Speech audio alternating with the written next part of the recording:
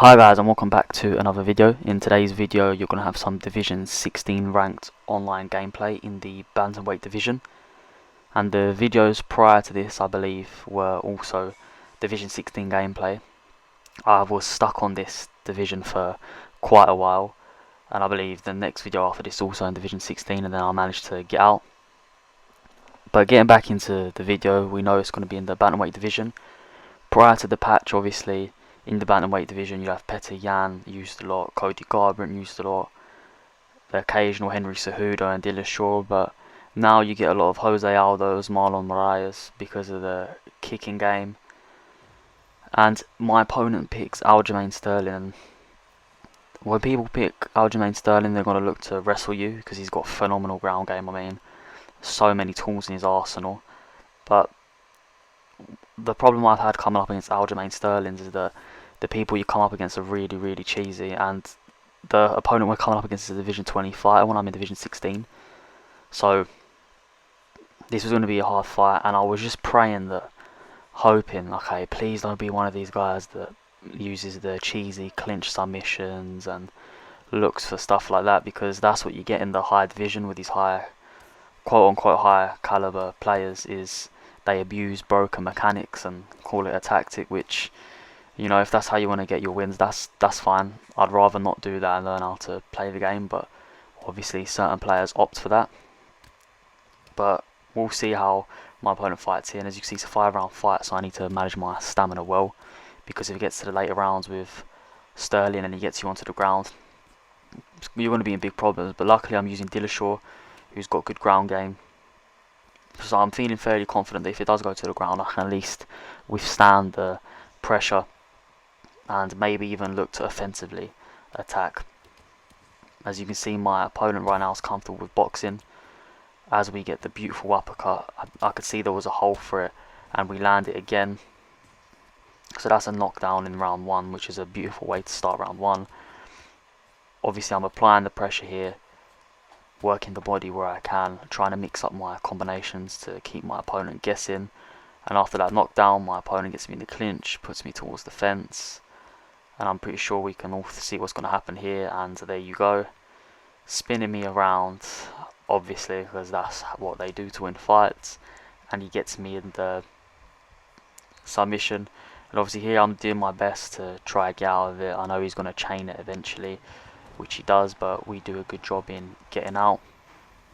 Fortunately we got out of that, but as you can see my stamina is very low, so I knew he was going to try something, and he goes for the Kimura.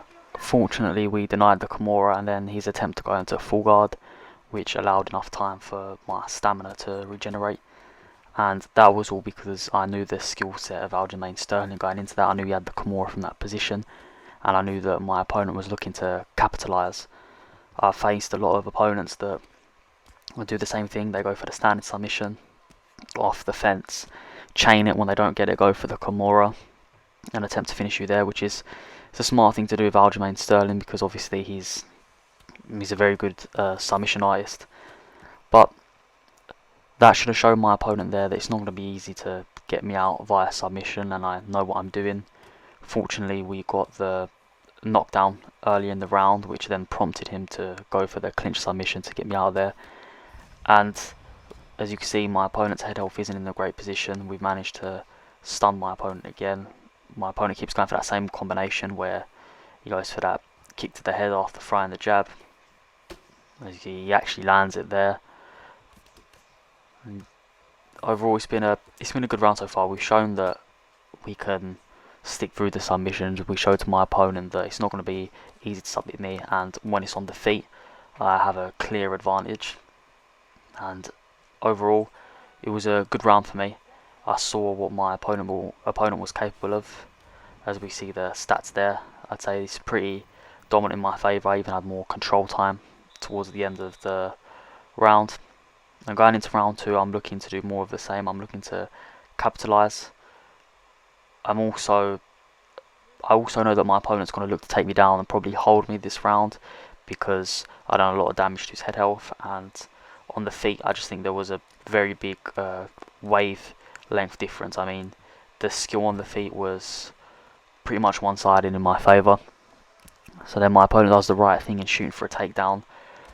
And as unorthodox as this sounds, I do not mind being on my back for the whole round, and I'm going to tell you why. So as long as my opponent doesn't do any significant damage, I will let them stay on top of me for the whole round, just so I can pick up the patterns I need to and learn these little strategies and find out how they move on the ground, which I can then use in later rounds to capitalise. And also, where I've done enough damage on my opponent already, I mean my opponent's head health is not in a good position, I'm more than content with letting my opponent just stay on top this round, do whatever he has to do, so that coming into the third round I know how they are on the ground and I'm going to look to push forwards. And as you can see here, I'm just denying transitions, throwing little punches to the head. I'm not trying to get up, I'm staying relaxed. I'm looking to see what my opponent's doing. Even after denying transitions with my GA up, as you can see, I'm not looking to do anything. We shoot for a Kimura here, just so I can threaten the submission a little, just to show my opponent, look, alright, if you're going to stay on top of me, I can force a submission if I need to. And as you can see, my opponent's submission defense is very good. I was actually trying to cancel the submission, but it wasn't working. But this is not the end of the world. I've just given my opponent another thing to think about. And as you can see, I'm denying these transitions very well. I'm starting to pick up on my opponent's habits. And this is all useful tools in order to win the fight. I know I've done enough damage. I know I've won the first round. And I know I've done enough damage in the first round that even if my opponent stays on top of me this whole round, come the third round, it won't take too much to get my opponent out. And as you can see, I'm denying a lot of my opponent's transitions. My opponent's stamina is not going to be in the best position. And we have around a minute left on the clock. My opponent hasn't done any significant amount of damage, hasn't gone for any submissions. My opponent's just content on sitting in half guard and absorbing punches, and that's fine with me. As you can see, we actually managed to wind up on top of my opponent now with not too long to go. And I'm just going to look to see out the round here, throw little punches. And although this round's obviously will go down as my opponent's round, this was a very good round for me, in the sense that I learned a lot of my opponent's patterns, and I feel very, very comfortable now going to the ground with my opponent. I don't feel that my opponent poses that much of a threat. I mean, when he went for that clinch submission, I thought that maybe on the ground he was going to be extremely dominant, and I definitely wouldn't want the fight to go there. However, I've learned from that round that it's not the case. My opponent likes to sit in half guard and just wait. Granted, obviously I was denying transitions, which probably then gave my opponent the inkling not to push forwards and look for these big strikes, but my opponent was very, very passive, and I knew now that in this round I'm going to go to work. I'm going to look to get another drop. As you can see, we're very aggressive off the start. My opponent's throwing the oblique kick a lot, but as you can see, the oblique kick isn't doing too much damage, and we're forcing my opponent to exchange with me here, and that's exactly what I want, because I have the upper hand in the boxing, and I'm trying to also at the same time force a takedown on my opponent. Whenever you face a grappler, if you end up rocking them, they'll go for a takedown of some sort. And as you can see, I'm really unloading now. When I get within that boxing range, I'm throwing big, powerful combinations to try to get a knockdown. And my opponent, he's moving in and out of the pocket fairly well. He's absorbing a lot of strikes as he clinches me here. He then goes for the takedown and gets it. I was expecting him to look for the clinch submission, which he didn't do. And I did spam X when I went down, but my opponent managed to wind up on top. But where my opponent was on top for most of the last round, I know where my opponent's going to go. And I think my opponent knew that as well. As you can see, my opponent's just staying here, not doing anything, just let me punch him, and the ref stands it up, which is an ideal scenario for me. I think my opponent done this because he didn't want to get caught in any submissions, just because how well I was denying the round before. So even though he was on top for most of round 2, if not all of it, my opponent was still worried about the threat I posed, just because of how well I was denying my opponent's transitions. And as you can see here, that's causing my opponent to strike with me, goes for the takedown, bails, and then tries to take me down there from the clinch, and I denied. And right now this fight's falling perfect to me, as I hit him with a beautiful flurry there, Didn't mean to wind up on top, so thankfully he got the kick off and it keeps it on the feet because I'm feeling confident on the feet.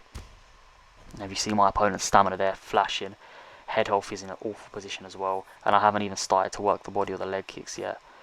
And as you see there, I did land a leg kick just to give my opponent something to think about and to put my opponent off balance. I'm denying the takedowns now, a little bit easier than before.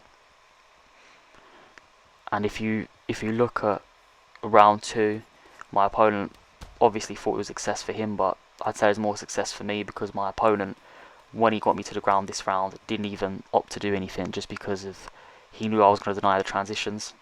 And now this is the pressure fight that I want. I'm forcing an exchange out of my opponent that he doesn't want. As you can see, constantly going for these takedowns now. He's run out of answers, and the boxing is just working tremendously. I mean, I'm mixing up the combinations, hitting the beautiful uppercut there.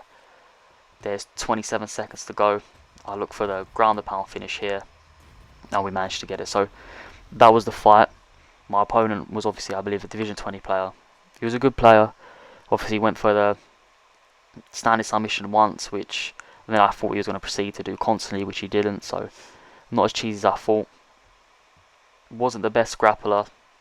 Could have done some other things better, but that's how I deal with someone that's looking to grapple constantly. So that's me beating a Division 20 grappler. I believe that puts me into Division 17, nearly 18. So the fight stats are coming up now, and we can see how the judges scored the fight. So that's the overall stats. Round 1 I would have said it's mine, round 2 my opponent, round 3 got the stop, so my round. So yeah, 19-19 going into round 3. That's the video. Thank you for watching. Please like, comment and subscribe, and I'll see you next time.